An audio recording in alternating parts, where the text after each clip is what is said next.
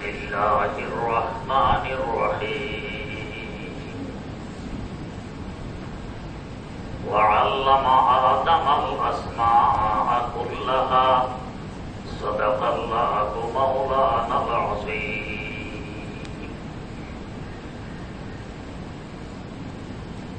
ईमान ठीक रखते हुए আল্লাহ রাব্বুল আলামিনের উপর বিশ্বাস স্থাপনের পর ফেরেশতাকুলের উপর বিশ্বাস রাখার পাশাপাশি নবীদের উপরও বিশ্বাস রাখা আবশ্যক। নবীর উপর বিশ্বাস না রাখলে মুমিন মুসলমান হওয়া যায় না। নবীদের মধ্যে প্রথম নবী আমাদের আদি পিতা সৈয়দিনা হযরত আদম আলা নবিয়িনা ওয়া আলাইহিস সালাতু ওয়াস সালাম। এখান থেকে মানব ইতিহাস শুরু। এই নয় যে এরও আগে জড় পদার্থ ছিলাম, এরপর প্রাণ আসে, চোখের আকার ধারণ করি, বিভিন্ন স্তর পাড়ি দিয়ে বানরে পরিণত হই, এরপরে বানর থেকে মানুষ। এগুলো সব মূর্খ মার্কা উদ্ভট কথাবার্তা। কোরআনে কারীমে বহু আয়াতে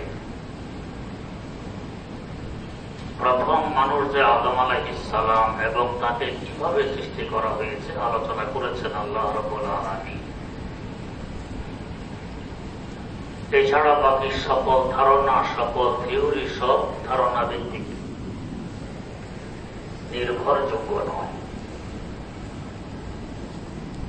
আল্লাহ রাব্বুল আলামিন বলেন আদমকে সৃষ্টি করা হয়েছে মাটি থেকে।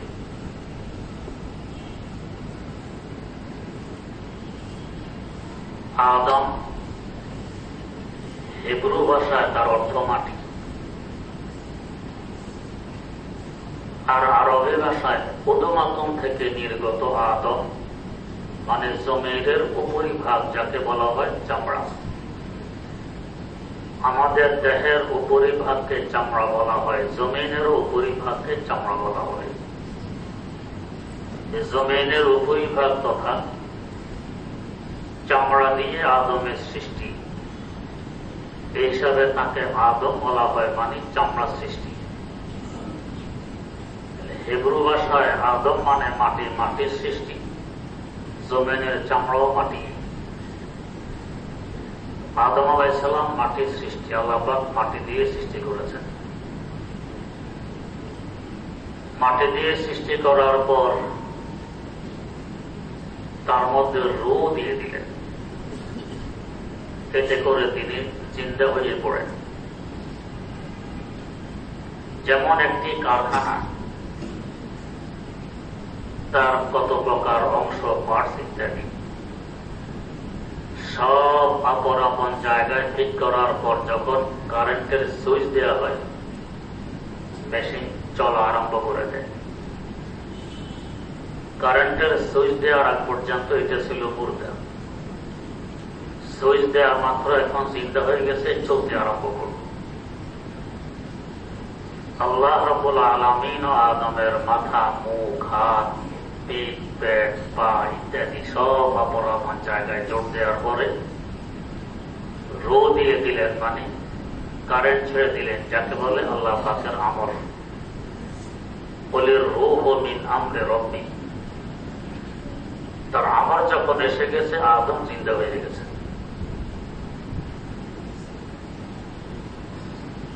এত বড় জান্নাত, মাত্র একজন মানুষ একাকিত্ব।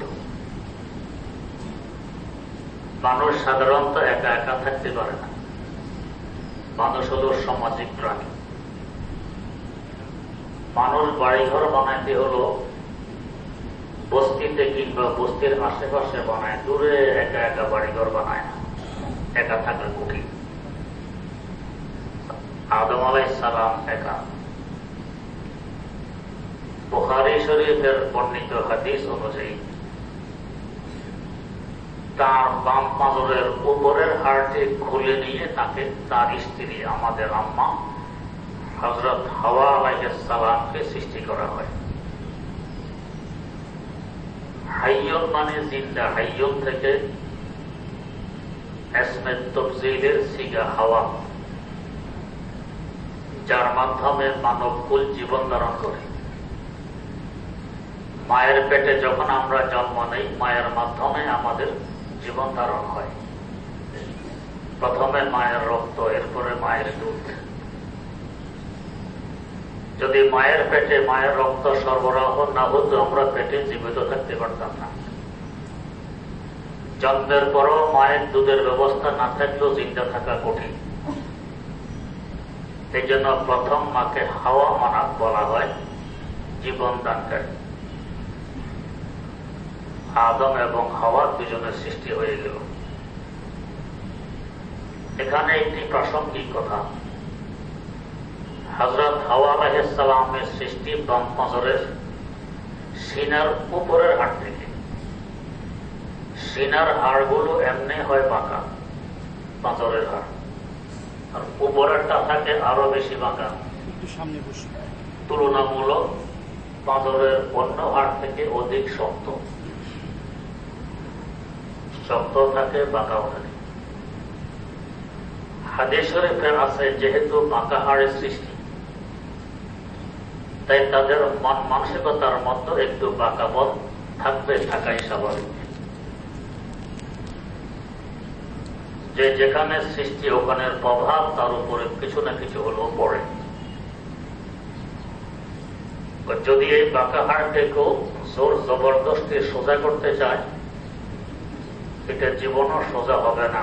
জবরদস্তি সোজা করতে গেলে এটা ভেঙে যাবে।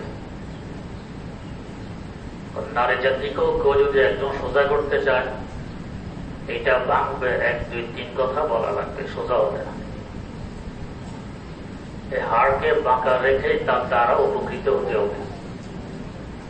নারী জাতির সাথে কোমল ব্যবহার, সুন্দর আচরণের মাধ্যমে বাঁকা রাখা অবস্থায় তার থেকে উপকৃত হওয়া লাগবে। সুখের সংসার গড়ে তুলতে পারবে।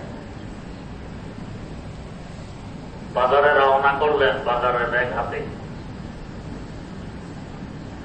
কি কি আনতে হবে আপনাকে বলেই দিল। আপনার সন্দেহ লবণ আছে কি নেই। ঘরের দুয়ারে গিয়ে জিজ্ঞেস করলেন, আরে লবণের কথা তো বলনি, লবণ লাগবে? লবণ ঘরে না থাকলে লাগবে, থাকলে লাগবে না, সোজা কথা। দেখবেন এই ধরনের সোজা কম করবে। লবণ কবে এনেছিলেন মনে নেই? ধারণা হয় না এতদিনে লবণ থাকে? একটু দেখা কথা বলে দিন। এখন যদি বলেন ঠিক আছে আনবো না লবণ, কিভাবে বাক্সা করবে তুমি জানো। আস্তে আস্তে এক কথা দুই কথা, এই গোলামের ঘরে এসে জীবনে একটি ভালো কথা শুনলাম না। থাকবো না তোমার ঘরে, খাবো না তোমার ভাত, তো না খাইলে যাও, যাও ব্যবস্থা করে দাও, এখনই চলে যাই। 1, 2, 3 বস শেষ। আর যদি সে যাই বলুক, আপনি চুপচাপ বুঝে ফেলেন লবণ লাগবে, নিয়ে আসলেন। যদি নাও লাগতো নিয়ে আসলেন, এই এত লবণ ঘরে কি করবে? মাত্র 3 দিন আগে লবণ আনলেন, আবার লবণ নিয়ে আসলেন, আন্দাজ নেই এই 3 দিনে কি লবণ শেষ হয়? আপনার যদি সাথে এরকম গরম ব্যবহার দেখান, এক জোরে থাকতে পারবেন না। বুঝে দিলেন ঠিক আছে, প্যাকেট খোলার দরকার নেই, রেখে দাও, লবণ নষ্ট হওয়ার কিছু না, নষ্ট হবে না। ওইটা পুড়িয়ে গেলে এটার প্যাকেট খুলবে। অথবা চুপচাপে রইলেন, ঝগড়া ভাববে না। পাকাকে সোজা করতে গেলে এটা ভাঙে, পাকা হয় না। পাকা রেখে আপনাকে চলা লাগবে, সুখের সংসার গড়ে তুলতে পারবেন। দ্বিতীয় আরেকটি প্রাসঙ্গিক কথা, বাম পাঁজরের হাড় এবং পাকা, এই হাড় থাকে কোথায়? পর্দার আড়ালে। কত পর্দা? দেখবেন আপনার আমার চামড়ার উপর যদি কষা লাগে, তো সাদা রঙের প্রথমে একটু আবরণ খসে পড়ে, জলে এখনো রক্ত বের হয় না, এই একটা পর্দা। এরপরে মোটা চামড়া, এটা আরেক পর্দা। এরপরে গোশত, আরেক পর্দা। এরপরে হাড়ের উপরে আরেকটি আবরণ থাকে। গরুর পাঁজরের হাড় যখন পাকানো হয় দেখবেন দুদিক থেকে হাড়ের মাথা বেরিয়ে গেছে, গোশতগুলো মধ্যখানে পিছে গেছে। হাড়ের উপরে গোশতের নিচে একটা আবরণ থাকে, খেতে স্বাদই লাগে। আরেকটি পর্দা। চারটি পর্দার আড়ালে থাকে হাড়। অতএব হাড়ের তৈরি নারী জাতি কোথায় থাকবে? পর্দার আড়াল। হাড় যদি উৎপাত আরম্ভ করে যে থাকবো না আর বদ্ধ ঘরে, দেখবে এবার জগৎটা নেই, কি করা লাগবে? উপরের চামড়া, গোশত সকল পর্দা খসে ফেলে দিতে হবে, তবে তো হাড় জগৎ দেখবে। হাড় যদি এভাবে উদাম থাকে পর্দা ছাড়া, অবস্থা কি হবে? ধুলাবালি পড়বে, মাছি বসবে, পোকা পড়বে, পছন্দ হবে। এক সময় ব্যথায় অস্থির হয়ে পড়বে। ডাক্তারের শরণাপন্ন হলে ডাক্তার বলবে এটা চিকিৎসার আর কোনো ব্যবস্থা নেই, বাঁচতে হলে এ হাড় কেটে ফেলে দিতে হবে। অপারেশনের মাধ্যমে হাড় কেটে ফেলে দিয়ে বাড়ি আসলেন। এই দশা হাড়ের কেন ঘটল? সে জগৎ দেখতে চেয়েছে, পর্দার আড়ালে থাকবে না। নারী জাতীয় যদি উৎপাত আরম্ভ করে যে পর্দার আড়ালে থাকবো না, জগৎ দেখব, পর্দা খসে ফেলে দিয়ে বেরিয়ে আসে রাস্তাঘাটে, হাটে, বাজারে, অফিস আদালতে, একই দশা ঘটবে। ধুলাবালি পড়বে, মাছি বসবে, যুবক নামক মাছি পছন্দ করবে। দেখবেন 35 বছরের কুমারী, বিয়ে শাদীর কোনো প্রস্তাব আসে না। মাস্টার্স ডিগ্রিধারী কিংবা ডক্টরেট ডিগ্রি নিয়েও বসে আছে, প্রস্তাব নেই। আব্বা ঘরে আসলে স্ত্রী ধমক দেয়, জন্ম দিলেন কোন সাহসে, বিয়ে দিতে পারেন না। সমাজের লোকেরাও বলা বলি করে মেয়ে বুড়ি হতে চলছে, অযোগ্য পিতা। বেচারা শর্মা গরমে শেষমেশ আওয়াজ লাগায়, কে আছো আমার মেয়ের খরিদ্দার? মেয়ের পিছনে হুন্ডা দেব, মোটর গাড়ি দেব, ফ্ল্যাট দেব, এই দিব, এই দিব। ব্যাপারটা কিছু এই ধরনের।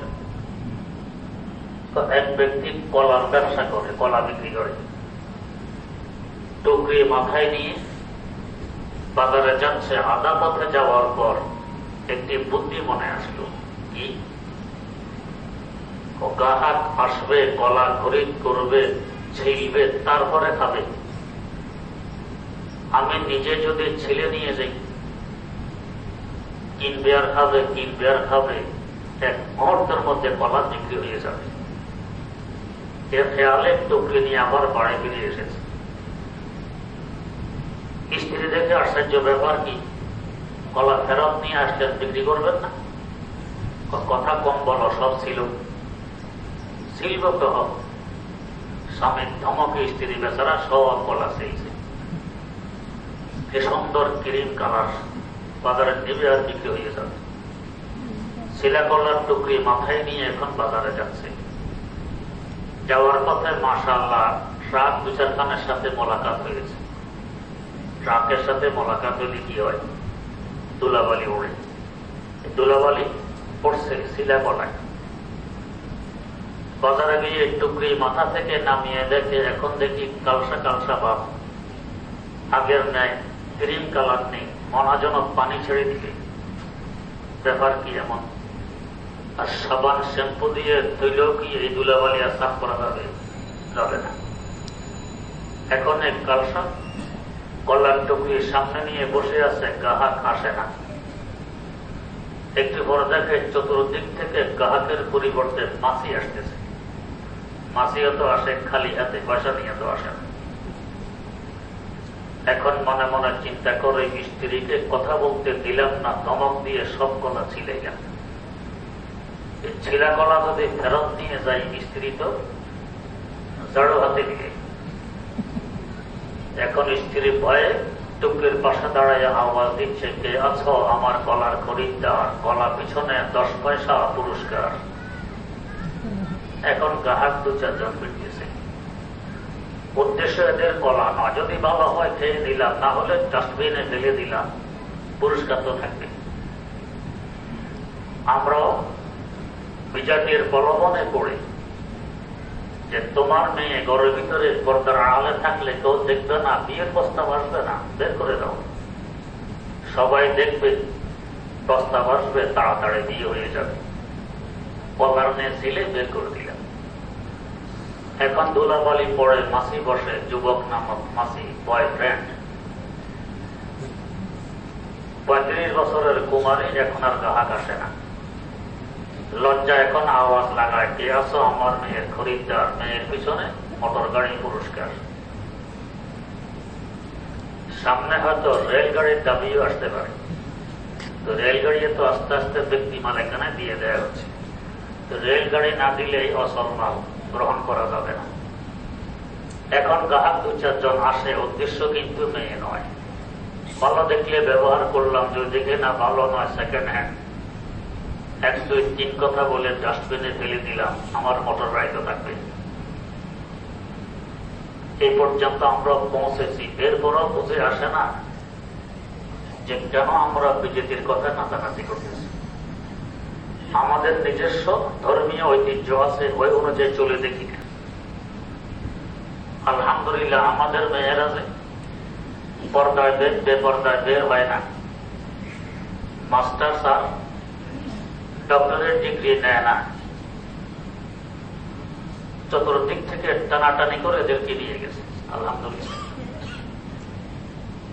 কিন্তু বিজাতির চক্রান্তে পড়ে এখন মেয়েদের দুরবস্থা। বুদ্ধিশক্তি কম থাকার কারণে এখনো বুঝতেছে না যে আসলে আমাদের গতি কি। খ্রিস্টান বিশ্বের, পশ্চিমা বিশ্বের ফোকাস, পুরুষরা চায় যে আমরা আরামে থাকি, বিনা খরচে এদেরকে বুক করি। দরকার কি বিয়ে শাদী করে তার খরচের দায়ভার নেয়া? বা যুবকের গার্লস ফ্রেন্ডস আর মেয়েদের বয়ফ্রেন্ড, এগুলো নিয়ে তারা তামাশা উড়ায়। আর এদিকে বৃদ্ধ বৃদ্ধা পিতা মাতা ঘরের মধ্যে দুঃখে মরছে। বাধ্য হয়ে সরকার এখন বুড়া বুড়ির ফার্ম খুলেছে পশ্চিমা বিশ্বে। আমাদের দেশে যেরকম গরু ছাগলের ফার্ম, হাঁস মুরগির ফার্ম, এরা এখানেই থাকে, নড়াচড়ার সুযোগ নেই। তাদের এখানে বুড়া বুড়ির ফার্ম, এখানেই থাকে বৃদ্ধাশ্রম, নড়াচড়ার সুযোগ নেই। ছেলে পেলে নায়নাথগুলোর সাথে কথাবার্তা বলবে, তারা কোনো সুযোগ নেই। ওদের দেখা দেখি আমাদের চাষও শুরু হয়ে গেছে, কিন্তু বৃদ্ধাশ্রম। এটা আমাদের কাম্য নয়। ছেলে সন্তান যতই অবাধ্য থাকুক না কেন, তারপরও দুমুঠো ভাতের ব্যবস্থা করলে ছেলে মেয়েরাই করে। অসুস্থ হলে ওষুধের ব্যবস্থা ছেলে মেয়েরাই করে, না হয় আত্মীয় স্বজনরা করে, পাড়া প্রতিবেশীরা করে। মারা গেলে কাফনের ব্যবস্থা ছেলে মেয়েরাই করে, আত্মীয় স্বজনেরাই করে, পাড়া প্রতিবেশীরাই করে। কিন্তু পারিবারিক বন্ধন ভেঙে গেছে পশ্চিমা বিশ্বে। কেউ কাউকে চিনে না, না ছেলে মেয়ে, আব্বা আমার এই দায়ভার নিতে রাজি, না পাড়ার প্রতিবেশী, না আত্মীয় স্বজন। এমন ঘটনাও সেখানে ঘটেছে। আব্বা মারা গেছে বৃদ্ধাশ্রমে, ফোন করেছে তার ছেলেকে, তোমার আব্বা মারা গেছে, নিয়ে তখন কাপনের ব্যবস্থা করো। কয়েছি আমি আসতেছি। আসতেছি পর্যন্ত শেষ, সারা দিন গেছে, আসে না। লাশ তো ফুল আরম্ভ হয়েছে, এখন তো পৌঁছবে। সরি, এখন বলে সরি, আমি একটু ব্যস্ত হয়ে পড়েছি, দাফন কাফনের ব্যবস্থা আপনারাই করে দিলুন, আমি পয়সা দিয়ে দিব। এই হলো তাদের পিতা মাতার ইজ্জত এহতেরাম। আলহামদুলিল্লাহ আমরা যতই অধপতনে গেছি, তারপরে এ পর্যন্ত এখনো পৌঁছিনি। এখনো যদি আমাদের হুঁশ না আসে, কবে আর হুঁশ আসবে? আল্লাহ রাব্বুল আলামিন আমাদেরকে সহি বুঝার তৌফিক দান করুন। তো 4টি পর্দার আড়ালের হাড়, সেও থাকবে পর্দার আড়ালে। যতদিন হাড় পর্দার আড়ালে থাকবে, হাড় থেকে হাড়ের কাজ নেওয়া সম্ভব হবে। পর্দা কষে ফেলে দিয়ে হাড়কে উদান করে ফেললে হাড়ে পছন্দ করে, ব্যথা হয়। অপারেশন করে ফেলে না দিলে জীবন নিয়ে টানাটানি হয়। পর্দার আড়ালের বামনেরাও পর্দার আড়ালে থাকাই তাদের জন্য শ্রেয়। পর্দা কষে বেরিয়ে আসবে, পছন্দ করবে, শেষমেশ 1, 2, 3 কথা বলে অপারেশন করা ছাড়া শান্তি সংসার গড়ে তোলা সম্ভব হবে না। আল্লাহ রাব্বুল আলামিন আমাদেরকে সহি বোঝার তৌফিক দান করুন। যাই হোক, তো আদম আলাইহিস সালামের বাম পাজরের বাঁকা হাড়টা, যেটা বেশি বাঁকা উপরের দিকের হাড়, ওইটা খুলে নিয়ে তার স্ত্রী আমাদের আদি মাতা হযরত হাওয়া আলাইহিস সালামকে সৃষ্টি করা হয়। আল্লাহ রাব্বুল আলামিন সুযোগ দিয়ে দিলেন যে তুমি এবং তোমার স্ত্রী, ও আদম, তুমিও তোমার স্ত্রী উভয়জন জান্নাতে বসবাস করো, শান্তি নিকেতন। যেখানে ইচ্ছা সেখানে যাও, যা ইচ্ছা তা খাও, কোনো প্রকার বাধা নিষেধ নেই। তবে শুধু একটি বাধা, সেটা কি?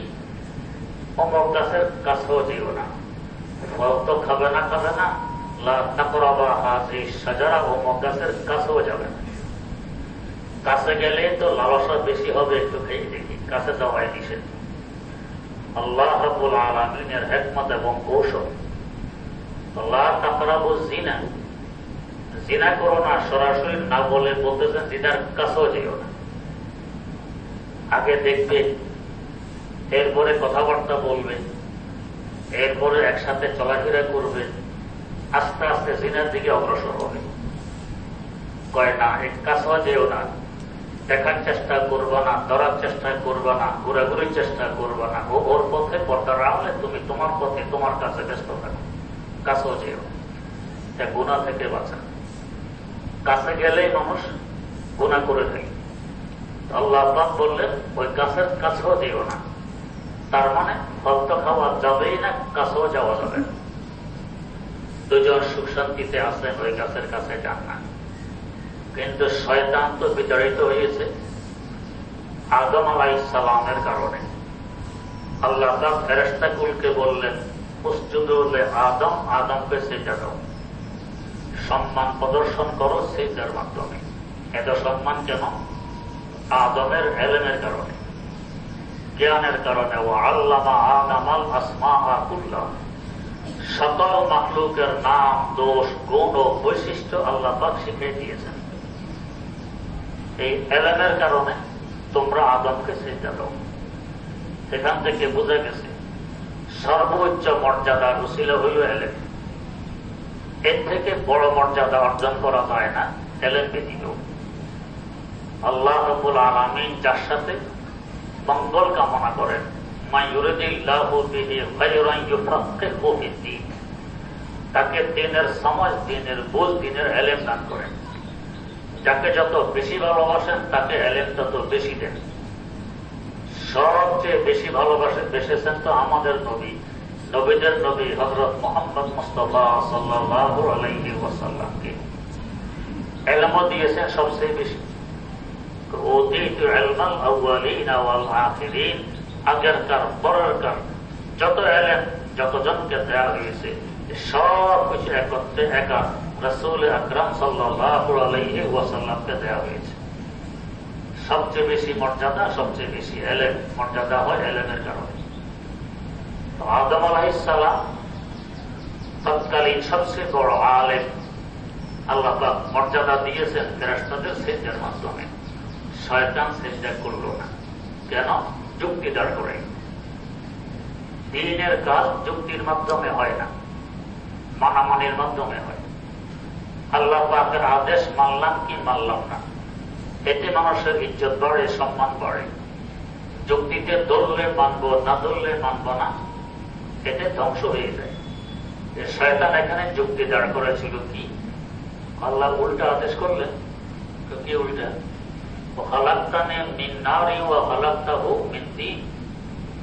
আমাকে সৃষ্টি করেছেন আগুন দিয়ে, তাকে করেছেন মাটি দিয়ে। মাটি থাকে পদতলে পায়ের নিচে, আগুন থাকে মাথার উপরে। উপরে বস্তু নিচের বস্তুকে সেজদা করবে, উল্টা কথা, ও না আমাকে সেজদা করবে। যুক্তি দাঁড় করে অহংকার অহমিকা প্রকাশ পেয়ে গেল, আমি তার থেকে উত্তম, আমি ভালো, সে আমাকে সেজদা করবে, আমি কেন তাকে সেজদা করব?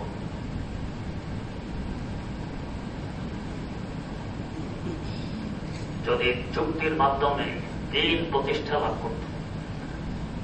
আরে বিল্লাহ আল্লামা রুবি রহমতুল্লাহ আলাই বলেন, ইমাম ফখরুদ্দিন রাজি রহমতুল্লাহ আলাই দিনের বড় বাদশা হইতেন, দিনের বাদশা। এত বড় যুক্তিবিদ দুনিয়াতে কমে জন্ম নিয়েছে। হযরত রুমির ভাষায় কারো বয়সে লালে কারে দিবুদে ফখরে রাজি রাজে তারে দিবুদে ফখরে রাজি রাজে তারে দিবুদে। এখানে কোন যুক্তি চলে না, চলে শুধু আমার আল্লাহর আদেশ কিনা। যখন বুঝে আসবে এটা আদেশ, বস মেনে নেব, যুক্তি এখানে চলবে না। যুক্তি দাঁড় করাতে গেলে শয়তানের ন্যায় লাআনাতের হার গলায় পড়বে, বেইজ্জতির হার গলায় পড়বে। শয়তানের তা ঘটেছে, সকল ফেরেশতা সেজদা দিয়ে দিল, শয়তান দিল না কেন? আমি তার থেকে ভালো, আমি বড়। আল্লাহ আল্লাহ ব্যাস থেকে বের করে দিলাম, বের হয়ে এখান থেকে, তুমি বলতো বিতাড়িত। লাআনাতের হার তার গলায় পড়েছে। এখন ক্ষোভে এসে গেছে, ক্ষোভ। ক্ষোভে মানুষকে আরো অধপতনে নিয়ে যায়। ক্ষোভ কি? আদমের কারণে অনেক রামদায় দরগা হয়ে গেলাম, বিতাড়িত হয়ে গেলাম। আদম জাতকেও শান্তিতে থাকতে দিব না, আদমকেও শান্তিতে থাকতে দিব না। এখন তার চেষ্টা কিভাবে আদমকে ধোকা দেওয়া যায়। এক সময় তার চেষ্টা কাজে লেগে গেছে, সে বুঝতে দিয়েছিল যে আদম অমক গাছের কাছে আসতে নিষেধ করা হয়েছে কেন, এর কারণ কি তুমি জানো? এটা আমি জানি, কারণ বয়স তো তোমার থেকে আমার বেশি। শয়তানের সৃষ্টি তো আদমেরও আরো অনেক আগে। বয়স আমার বেশি, এটা আমি বুঝি, তুমি এটা বুঝতে পারো নি। সেটা হলো এই গাছের ফল যদি খাও চিরদিন তুমি এখানেই থাকবে, তোমার আর মৌত কখনো আসবে না, স্থায়ীভাবে এখানে থাকতে পারবে। আল্লাহ তোমাকে এখানে স্থায়ীভাবে রাখবে না, এই জন্য বলছে গাছের ফল খাইও না। এটা খাইলে কি আসে আর যায়? এটা খাইলে আল্লাহ পাকের ক্ষতি হবে না, না খাইলেও তেমন লাভ হবে না। খেয়ে না, কিচ্ছু আসবে যাবে না, মধ্যখানে তুমি উপকৃত হবে, তুমি আর মরবে না। যুক্তি দিয়ে আদম আলাইহিস সালাম তো নতুন মানুষ মাত্র আল্লাহ পাক সৃষ্টি করেছেন, খেয়ে ফেললেন ফল স্ত্রীর বোঝানোর মাধ্যমে। শয়তান দেখলো আদম সহজে বুঝ দিতেছে না, স্ত্রীকে বুঝতে। মহিলাদের বুদ্ধি শুধু একটু কম থাকে, এদেরকে ফুসলাইয়া ফাসলাইয়া বুঝে দিয়ে সুখীতে। স্ত্রীকে বুঝাই ফেললো, আর স্ত্রী যদি স্বামীকে বোঝায়, স্বামীও মাঝে মধ্যে মনে চায় না, তারপরে স্ত্রীর খাতিরে বুঝে ফেলে। আদম আলাইহিস সালামের বেলায়ও তাই ঘটল। হযরত হাওয়া বুঝাইলেন, সে বুঝে তিনি পড়ে গেলেন। এরপরে কি ঘটলো আল্লাহ রাব্বুল আলামিন তৌফিক দিলে ইনশাআল্লাহ সামনে বয়ান হবে। সুবহানাল্লাহি ওয়া বিহামদিহি, সুবহানাকাল্লাহুম্মা ওয়া বিহামদিক, আশহাদু আল্লা ইলাহা ইল্লা আনতা, আস্তাগফিরুকা ওয়া আতুবু ইলাইক। আমাদের